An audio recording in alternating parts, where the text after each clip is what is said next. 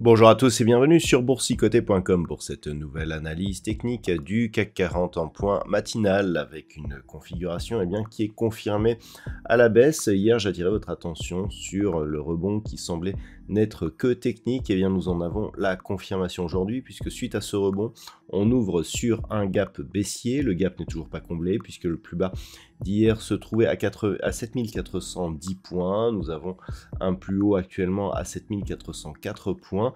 Et donc on revient tester ici cette zone des 7380 qui avait provoqué un rebond dans un premier temps. On attendait à minima un retour ici sur la moyenne mobile 20 exponentielle.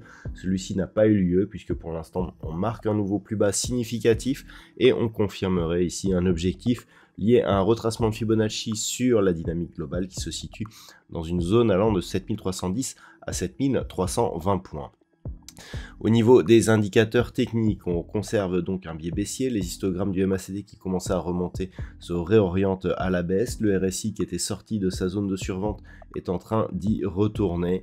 Donc pour l'instant, tous les signaux sont plutôt dans le rouge. Au niveau des valeurs, le palmarès nous indique quand même deux valeurs en hausse. Il n'y en a que deux ce matin au moment de cette analyse. Donc Thales gagne 0,18%, Sanofi gagne 0,08%. Au niveau des plus fortes baisses par contre, le gadin du jour c'est Pernod Ricard qui perd 5,61%.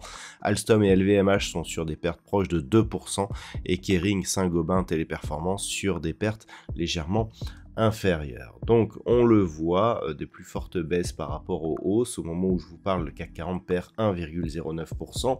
Donc on peut s'attendre ici à une poursuite du mouvement. Donc si par rapport à la dynamique globale, nous avions tracé sur l'analyse d'hier soir un retracement de Fibonacci qui nous indiquait donc une première zone d'objectif ici liée au retracement à 38,2%. dans une zone allant de 7310 à 7320 points.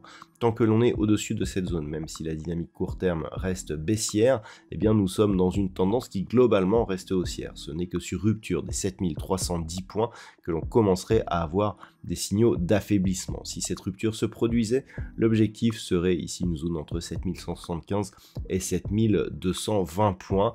Il y aurait effectivement risque de retournement sur rupture de cette zone des 7175 points.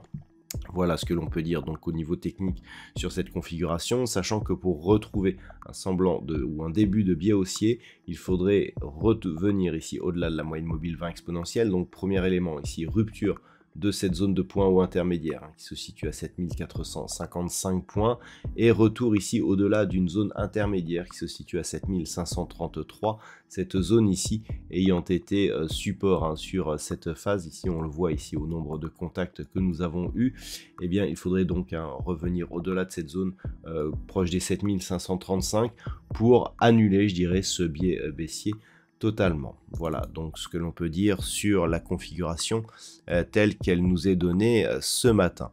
Au niveau de la macroéconomie, on va commencer à rentrer dans le dur aujourd'hui. Nous aurons les chiffres de l'inflation pour la zone euro qui seront diffusés à 11 h et cela pourra nous donner déjà un premier élément sur l'éventualité de la poursuite de la politique des taux de la part de la BCE, mais les chiffres que tout le monde attend, ce sont les chiffres du NFP, les créations d'emplois dans le secteur non agricole qui seront diffusés à 14 h 30 du côté des États-Unis, en même temps que le taux de chômage et les chiffres de salaire horaire moyen.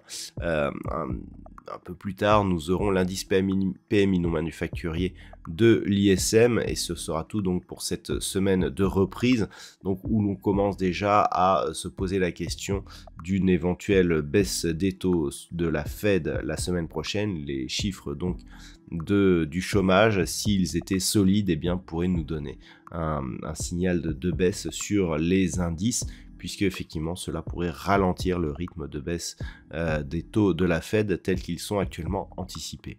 Voilà donc ce que l'on peut dire pour ce matin. Je vous rappelle qu'à partir de 14 h, je vous propose un trading live donc pour la diffusion des chiffres du NFP, et sinon je vous donne rendez-vous dès ce soir pour toutes les autres analyses techniques du site boursicoté.com.